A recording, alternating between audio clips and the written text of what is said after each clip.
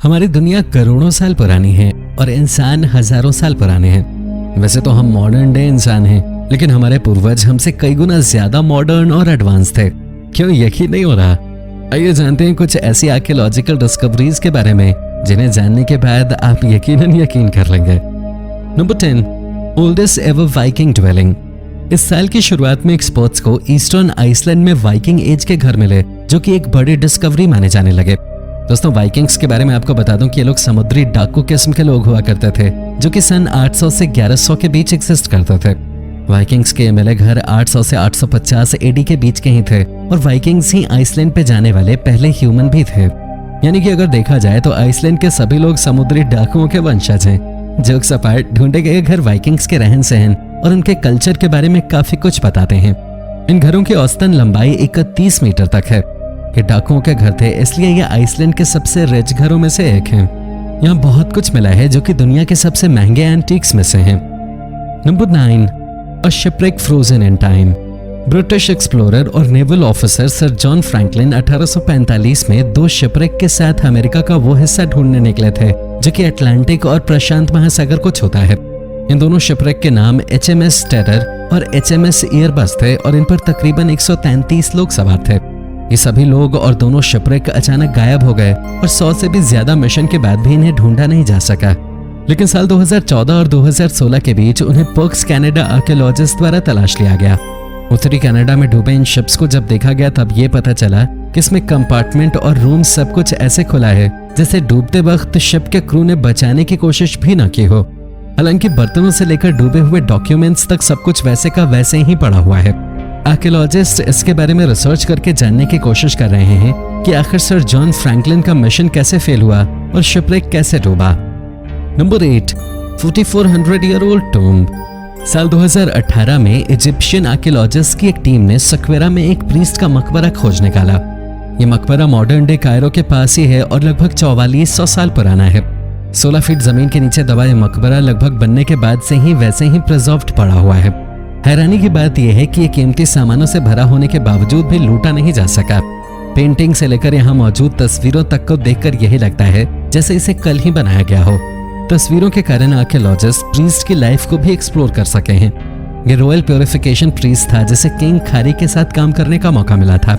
ये अपनी तरह का ढूंढा गया एकमात्र मकबरा है।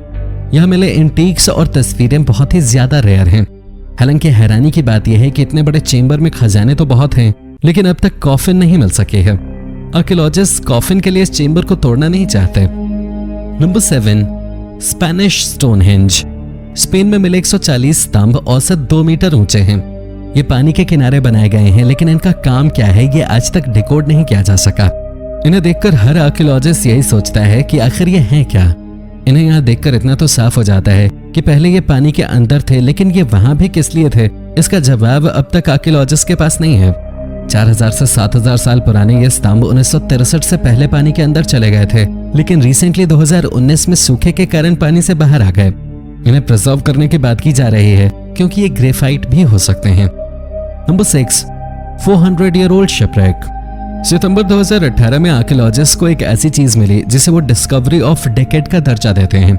क्या आप आइडिया लगा सकते हैं कि क्या है वो चीज? वो है एक पुराना शिपरेक, लगभग 400 साल पुराना। कोस्ट ऑफ कसाकस के पास मिला ये शिपरेक 1575 से 1625 साल पुराना है। वैसे क्या ये डिस्कवरी ऑफ डेकेड अपने पुराने होने के कारण है? बिल्कुल नहीं। ये डिस्कवरी ऑफ डेकेड है क्योंकि इसमें बहुत कुछ इंटरेस्टिंग पाया गया है। 40 मीटर ऊंचे इस शिपरेक को इंडिया से वापस लाया जा रहा था और ये टोकस नदी के मुहाने पे डूब गया था। इसमें चाइनीज हैंडीक्राफ्ट्स, इंडियन एंटीक्स बरामद हुए हैं जो कि उस वक्त की एक अलग ही कहानी कह रहे हैं। ये शिपरेक किसी राजा के महल से भी ज्यादा अमीर है। Number 5, Paisley Abbey tunnel mystery solved.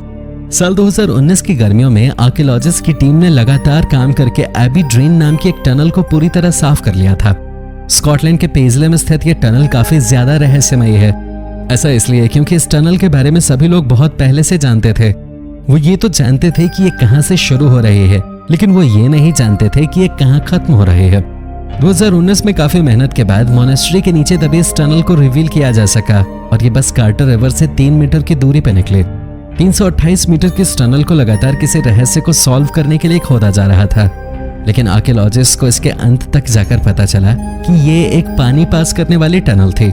हालांकि इसे बेसलेस नहीं कह सकते, क्योंकि इससे ये पता चला कि कार्टर रिवर लगभग 3 मीटर छोटी हो गई। जलवायु से लेकर शहर के स्ट्रक्चर तक इस टनल ने इंसानों के पढ़ने के लिए नए पन्ने खोल दिए हैं।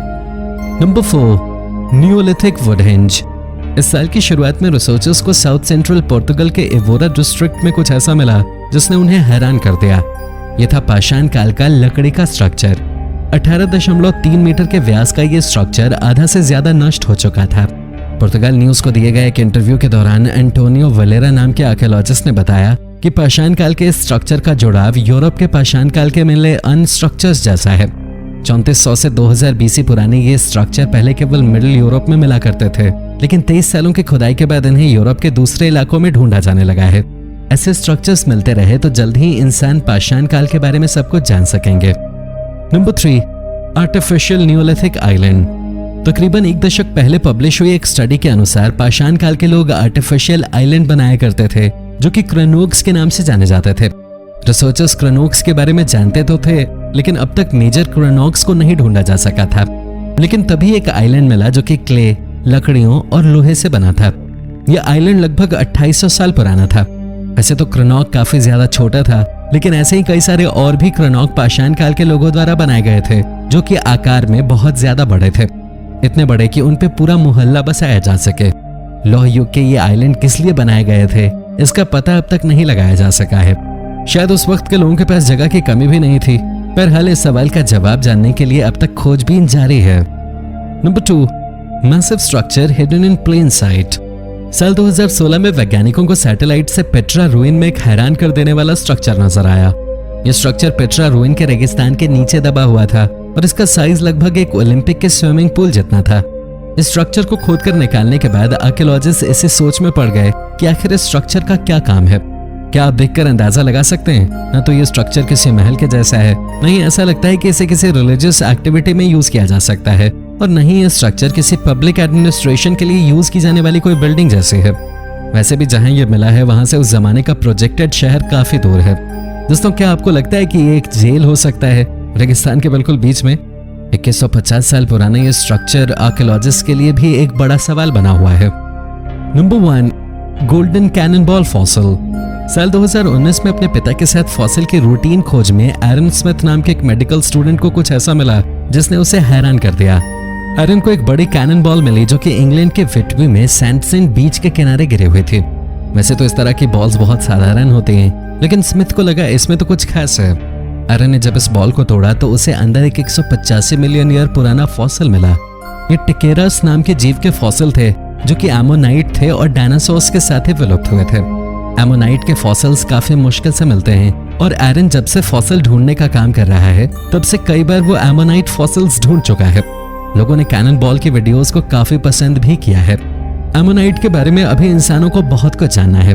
तो दोस्तों, ये थी वो आर्कियोलॉजिकल डिस्कवरीज जिन्होंने हर किसी को सन्न कर दिया। हमें कमेंट करके जरूर बताएं कि आपके हिसाब से पेट्रा रूइन का वो स्ट्रक्चर आखिर किस काम आता होगा।